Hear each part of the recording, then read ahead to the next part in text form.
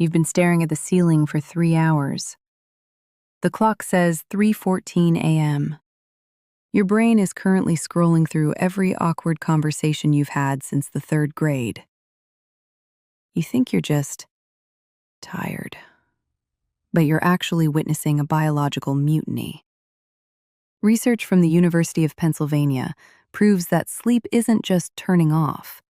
If it were, you'd be fixed by now. Instead, your brain is like a chaotic architect trying to renovate a skyscraper while the tenants are still living inside. It's supposed to be your nightly maintenance crew, organizing your memories and flushing out the toxins. But right now, it's just rearranging your emotional baggage to see if it fits better in the morning. The problem isn't that you can't sleep, pal. It's that your brain has decided to stop trusting you with the off switch. And until you understand the psychology behind why it's actively rebelling, you're just going to keep replaying that cringy moment from 2012. I'm Sage, and I'm AI. If you want to understand why your mind is holding you hostage, subscribe. Because what we're about to diagnose is probably why you're chronically exhausted. Now, friend, let's tiptoe into the dreamy world of sleep, where your brain tries to shut down while your thoughts insist on performing a Broadway musical. Firstly, good sleep habits matter because they help your internal clock, the circadian rhythm, stay on track. Secondly, they reduce stress hormones. And next, they improve emotional regulation, memory, and even your ability to not snap at your coworkers. Research from 2018 at the University of Oxford shows that consistent sleep routines improve cognitive performance and mood stability. In other words, your brain stops acting like a raccoon rummaging through emotional trash cans. However, sleep quality doesn't magically improve just because you bought a fancy pillow. It's more like gardening. You plant habits, water them with consistency, and then hope your brain blossoms instead of sprouting weeds. One practical strategy is maintaining a regular sleep schedule. Yes, even on weekends. I know, tragic. Research from 2014 at Harvard Medical School shows that irregular sleep times confuse the circadian rhythm, which is basically your body's internal rooster. Moreover, going to bed and waking up at the same time helps your brain predict when to release melatonin, the hormone that whispers, "Hey buddy, time to shut down." Another strategy is creating a wind-down routine. Think of it as tucking your brain into bed. For instance, dimming lights, reading something light, or stretching gently signals your nervous system to slow down. Besides, research from 2017 at the University of Adelaide shows that pre-sleep routines reduce sleep latency, meaning you fall asleep faster instead of lying there like a confused potato. Consequently, your mind stops replaying every embarrassing moment from the last decade. Then there's the environment, the stage on which your sleep drama unfolds. A cool, dark, quiet room is ideal. For this reason, sleep scientists often say your bedroom should resemble a cave, minus the bats. Research from 2019 at the University of Colorado shows that cooler temperatures, around 18 to 20 degrees Celsius, help the body drop its core temperature, which is necessary for deep sleep. In other words, your body wants to hibernate like a polite little bear. On the other hand, light exposure plays a huge role. Blue light from screens tells your brain it's high noon in July, even if it's midnight in February.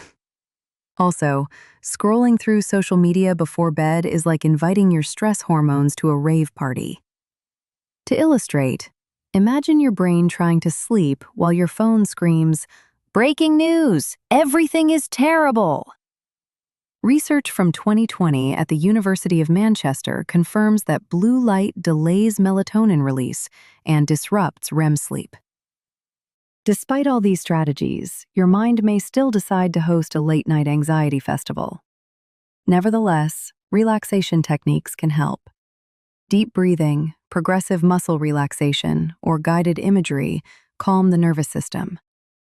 For example, imagining yourself floating on a cloud may sound cheesy, but it works, unless you're afraid of heights, in which case imagine a very safe, very grounded cloud.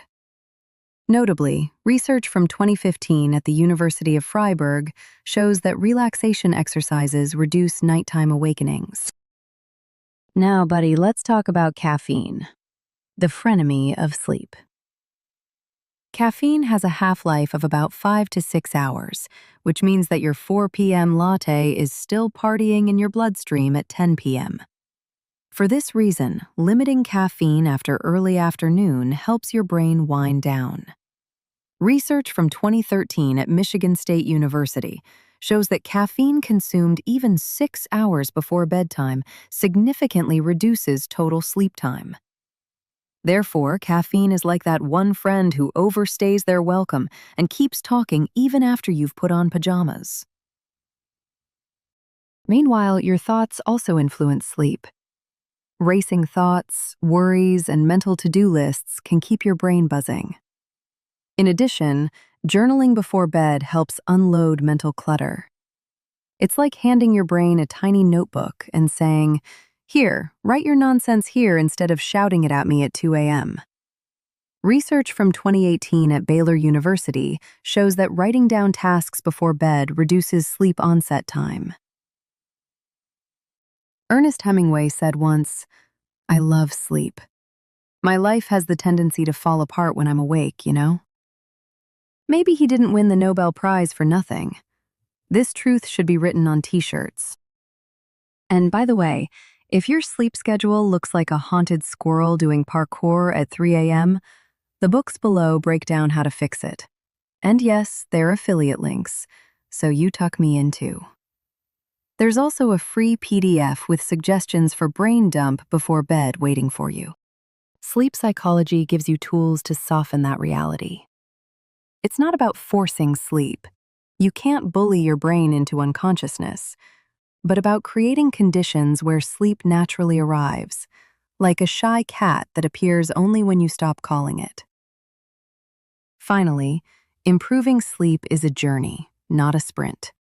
You experiment, adjust, and sometimes forget everything you learned until you wake up cranky and confused. Overall, the goal is not perfect sleep, but better sleep, more consistency, more calm, and more kindness toward yourself. To summarize, sleep psychology teaches you that rest is not a luxury. It's maintenance for your soul, your brain, and your ability to function without turning into a gremlin. And because sleep affects your ability to make decisions, good decisions to be more precise, watch the episode in the link above where I talk about decision fatigue.